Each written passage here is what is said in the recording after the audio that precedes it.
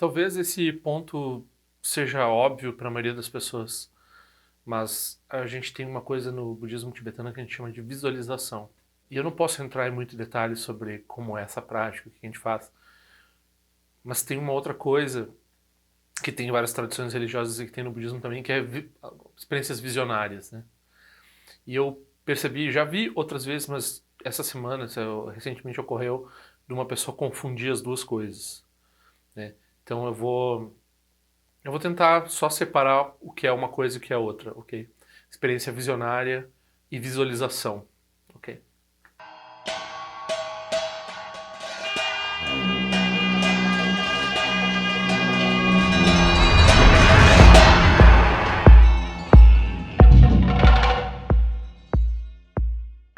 Quem quiser pedir os cartões, por favor, é só pedir e mandar o seu endereço de correspondência para esse e-mail aqui. E se quiser fazer uma contribuição para o envio, pode fazer a contribuição para esse através desse endereço aqui que tem conta bancária e também PagSeguro e PayPal, né, para fazer a contribuição dessas várias formas. Pode contribuir para ajudar o canal, pode contribuir só para cobrir o custo desse envio dessas imagens. Eu vou enviar as próximas só o mês que vem. Tem pouco pedido, tem só 2 imagens para mandar o mês que vem. Eu mandei fazer mais umas novas. Teve uma oferenda de uma pessoa que eu consegui fazer mais 2.000 imagens de 2 tipos diferentes, né? Daqui a pouco elas vão entrar ali no site, né? Eu já fiz um endereço aqui sobre os cartões. Daqui a pouco elas vão, quando elas chegarem aqui em casa, elas vão estar aqui nesse endereço. Então, muito obrigado. Visualização é uma forma de meditação que não exige nenhum dom especial, não exige nenhuma capacidade especial. Você tem que ter apenas, no caso do Vajrayana, né, para fazer as práticas do Vajrayana, você tem que ter a instrução e a recomendação e a iniciação para fazer a prática correspondente. Então todas as práticas de meditação, elas são feitas em corpo, fala e mente, ok? Então tem um aspecto de corpo, a postura, né? O jeito que se a gente está dançando, o jeito que a gente se mexe, os mudras que a gente faz, todos esses aspectos, os instrumentos que a gente toca, né? Bom, aí tem um aspecto de fala também, porque tem o som do instrumento, né? Mas os implementos que a gente usa são os aspectos de corpo, né? Então quando a pessoa olha de fora, assim, uma prática do budismo tibetano, ela parece meio que uma missa, né, é igual, não é muito diferente de outras religiões, assim, né? O aspecto que vai diferenciar não é o aspecto de corpo, embora, né, a nossa postura, só quem faz é na yoga, talvez. A postura é importante, ter a coluna ereta, né, por exemplo, na maioria das práticas, né, que tu vai sentar fazer sua prática diária de Vajrayana, você senta como se você fosse fazer shamatha, como se fosse fazer meditação silenciosa, né? Você usa a mesma postura. E daí, outra coisa que surge bastante é a pessoa, não, mas então fazer prática é eu ficar lendo aquele texto, né? Então, eu não sei, eu canso de ficar lendo aquele texto. Então, você lê o texto, é importante ler o texto em voz alta porque é o aspecto de fala. E também recitar os mantras e as coisas que tem com a indicação de acordo com o que você faz a prática. Então, normalmente, mantras você mantém em sânscrito, por exemplo, né? Você pode fazer também a prática, depende da instrução do seu lama, depende de que ponto da prática você está, se você vai fazer em português, se você vai fazer em tibetano, enfim, tem essa variação. Mas a recitação é outro aspecto. Então tem o aspecto da postura, o aspecto da recitação e dos instrumentos musicais, caso tenha instrumentos musicais, por exemplo, tambor de mão, sino e assim por diante, né? Quem já viu uma prática do Vajrayana sabe que a gente tem, né, em prática em conjunto, a gente tem vários, 10, 20 instrumentos acontecendo, né? Ok. Aí, o aspecto mais importante não é nem o corpo, nem a fala, né? O aspecto mais importante é o aspecto de mente. Aí a gente tem 2 palavras aqui. Né, a gente fala mudra, mantra e mandala. Ou mudra, mantra e samadhi, né? Então, ou absorção meditativa ou mandala.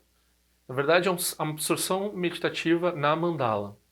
Então, a mandala, quando a gente fala mandala, já tem um vídeo sobre mandala, recomendo que olhem lá. Né? As pessoas pensam aquela representação da mandala. Então, a mandala é um diagrama do que você está visualizando. Então, isso inclui, né, a sua autovisualização como uma deidade, e daí as deidades ao redor, e o que tem dentro de você. Então, depois que você toma a iniciação, você sabe qual deidade você está visualizando no centro, né, como é o mantra da serenidade, como é visualizado o mantra, como é visualizado os implementos, como são visualizados a consorte, se tem consorte, os Budas ao redor, né, os Bodhisattvas, os protetores do Dharma, em que posição eles estão, que cor eles têm, que nome eles têm, que atividade eles têm e assim por diante, né? Então essa pessoa ela me mandou uma imagem e eu comentei, ó, essa pessoa, essa figura é uma figura que tem na nossa tradição e é uma figura pseudo-histórica, então na nossa tradição a gente considera ela uma pessoa histórica, mas não tem muita evidência histórica da existência dessa figura, então é uma figura pseudo-histórica e essa forma que você me mostrou, ela mandou uma imagem, né, que ela disse que estava achando muito bonita e tal, não é da minha tradição, quer dizer, eu não conheço essa forma específica, porque tem várias, né, vários tipos de implemento, mudra que pode estar, roupas, que tipo de aspecto pode estar mostrando e assim por diante. Então, essa específica que você mandou, mas eu tenho essa, eu mostrei um pedaço, né, de uma prática que a gente faz, né, não é bom mostrar, embora na internet hoje se você fala o nome, as pessoas já procuram, já, não é bom nem mostrar, né, nem o que eu fiz é adequado, verdadeiramente falando, mas, né, digamos assim, para criar essa conexão. E daí a pessoa ficou, depois viu certas imagens que eu botei na parede e tal, ela ficou achando, não, mas no catolicismo eu fiz igual. Mas não, no catolicismo não tem tantra, né? Tantra, daí não parei para explicar que tantra não tem nada a ver com sexualidade, tem a ver com essas visualizações, né? Com esse aspecto da sadhana, da prática e assim por diante. Mas não tem. A gente se mata para encontrar no cristianismo, no catolicismo, um aspecto que seja contemplação, que seja semelhante a shamatha. A gente, nossa, eles têm devoção que nem a gente tem, né? Devoção é parecido. Talvez não seja a mesma coisa, mas tem semelhanças também, várias semelhanças, né? As religiões têm semelhanças. Mas aí se pegou um aspecto aqui, quando a gente está falando em visualização de mandala, prática do Vajrayana, que é muito específico, só tem no budismo e algumas formas de hinduísmo isso, esse tipo de prática. Com a perspectiva, né, budista, que envolve dissolução e assim por diante, né? Então, só no budismo. E essa é uma prática que a pessoa senta, lê o texto em voz alta e ela segue o roteiro de meditação que indica o que ela está vendo com a mente, com o olho da mente dela. Mas essa não é uma experiência visionária, ok? Então, lá os cristãos, os católicos, várias outras religiões têm, né? As pessoas de vez em quando, sei lá, passa fome, toma drogas, tem certos problemas de ventos, ou tem certa santidade, sei lá, elas veem coisas, vem anjo, vem, sei lá, vem um monte de coisa, né? Vem o sentido das coisas, na luz e não sei mais o quê. Então, isso é uma coisa. Isso tem no budismo a indicação que a gente tem, assim, muitas vezes a gente vê as pessoas iniciantes, às vezes, levantando o dedo assim, mas eu vi, não sei o quê, não sei... Não, calma aí. Não se fala em público de experiências de meditação que você tem, particularmente experiências visionárias, porque é um pouco... Se você está dizendo que você está tendo uma experiência visionária, é um pouco pretensioso. Além de enfraquecer a sua prática, você cria um monte de conceito na mente dos outros. As pessoas pensam mal de você em geral aqui no Ocidente. Lá vem de novo aquele iniciante falar os misticismos dele para cima da gente, né? Então, não pega bem, né? Fica para você guarda, né? Experiência temporária. Pensa, daí você procura instrução do professor para saber o que fazer com aquilo. Porque muitas vezes uma experiência dessas pode ser um problema para sua prática. Então você tem que aprender a usar esse tipo de experiência para isso ser proveitoso para sua prática. E de forma alguma você fica falando isso, né? Então, se a pessoa fala para mim assim, eu tive uma experiência visionária com não sei o quê, normalmente eu não atribuo isso a nada importante. Eu atribuo isso ao fato da pessoa ser meio esquisita, né? Pode ser que a pessoa tenha capacidades espirituais, seja santa e assim por diante. Vamos praticar, vamos lá, passa o esforço lá de fazer as iniciações, fazer as práticas e assim por diante. Daí a gente vê, né? Então, aí vê se vai produzir o benefício através dessas experiências visionárias, né? Não é que não tenha, mas a gente tem um jeito especial de lidar com isso e como sonhos, como todas as experiências de meditação que a gente tem, a gente não fala em público sobre isso. A gente não fala em público, na verdade a gente não fala para ninguém. Aí, mas e pro lama? Pro lama tem uma circunstância ou outra que tu pode ficar com alguma dúvida verdadeira com relação à experiência que tu teve. Será que isso quer dizer isso? Será que quer dizer aquilo? Mas não é porque você está encontrando uma dúvida para poder falar pro lama, porque ele vai ver isso. E tá, né? Fala. Pro lama. Se é para falar para alguém, fala pro lama. Mas daí mesmo pro lama você vai perceber, eu já recebi essa indicação de que nem mesmo pro lama. Pedir confirmação do que você está tendo, pedir, sei lá o que as pessoas querem quando elas falam essas coisas para nós, né? Então, eu recomendo o livro Além do Materialismo Espiritual, sempre, em qualquer circunstância, quando vem esse tipo de coisa. É bom lembrar que, né, quando a gente fala em prática de meditação, quando a gente está falando do budismo tibetano, não é só ficar parado em silêncio.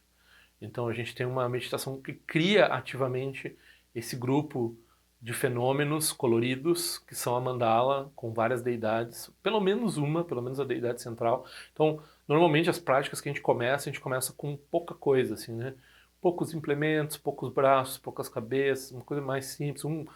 Foca na deidade central, né? Às vezes uma deidade em cima da cabeça, às vezes uma deidade no coração, né? E daí vários elementos e tal. A gente não faz isso também assim, eu vou fazer. Isso tem que ter uma conexão com a linhagem, que é a linhagem do professor, que é ele que vai passar essa prática do jeito que você tem que fazer, né? Então, você vai fazer de acordo com a especificação da linhagem que você vai encontrar através do professor pessoalmente. Claro, tem práticas abertas, a gente está vendo aí o Buda da Medicina, né? Outra pessoa também falou assim, Pinheiro, você disse para não pegar um mantra qualquer na internet, agora está dizendo Não, mas né, é o Lama Rinzin, né?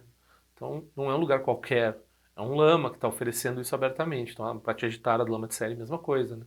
Então, se a pessoa quer conhecer a prática do Vajrayana, vai fazer prática de Tara com o Lama de Série, prática do Buda Medicina com o Lama Rinzin por enquanto, né? E se ela quer conhecer mesmo, porque o que pode ser falado em público e o que a pessoa pode praticar nesse contexto é muito pequeno perante tudo que se pode fazer dentro do Vajrayana. Então, daí a pessoa tem que procurar uma iniciação, tem que procurar um professor. Daí tem um vídeo sobre iniciação, todos os poréns disso e assim por diante. Então, uma coisa é a prática de gerar essa mandala através. É como quando uma pessoa está.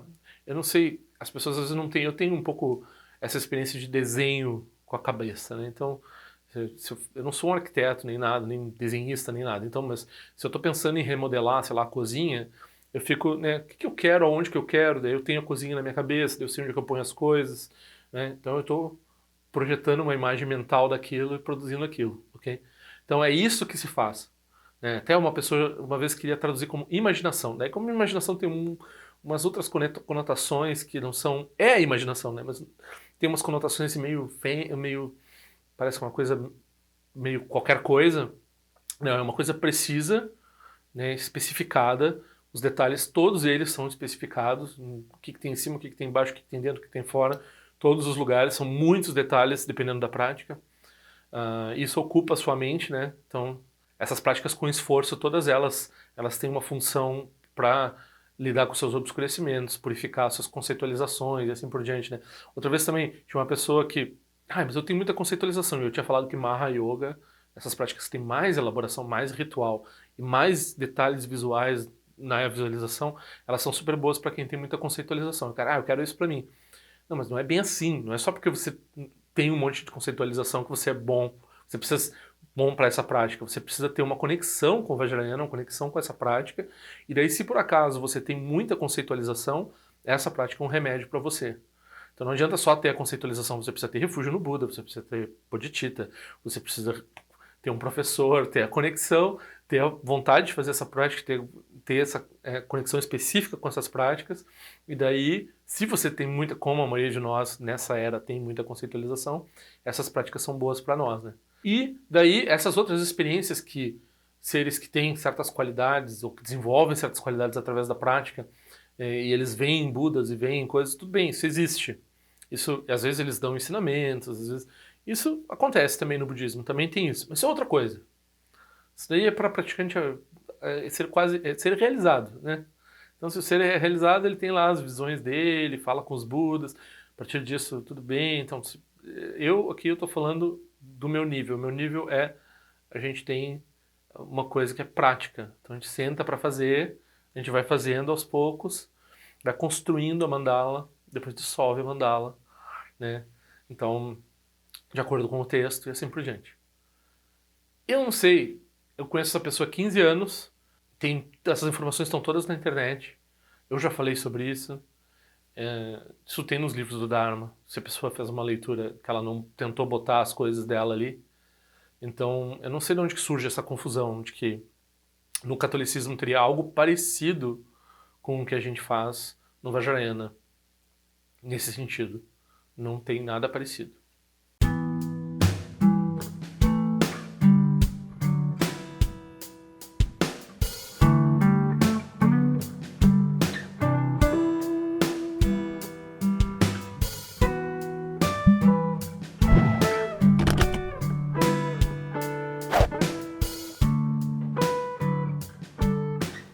Ei, não esquece de se inscrever no meu canal, é importante para mim.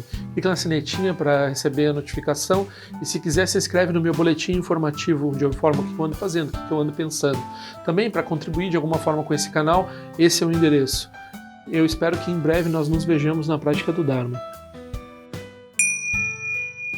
Ao longo de minhas muitas vidas e até este momento, todas as virtudes que tenho alcançado, inclusive o mérito gerado por esta prática e todas as que vier a conseguir, ofereço para o bem-estar dos seres sencientes. Possam a doença, a guerra, a fome e o sofrimento diminuir para todos os seres, enquanto sua sabedoria e compaixão aumentam nesta e em vidas futuras. Possa eu claramente perceber todas as experiências como sendo tão insubstanciais como o tecido do sonho durante a noite e imediatamente despertar para perceber a manifestação de sabedoria pura no surgir de cada fenômeno. Possa eu rapidamente alcançar a iluminação para trabalhar sem cessar pela liberação de todos os seres.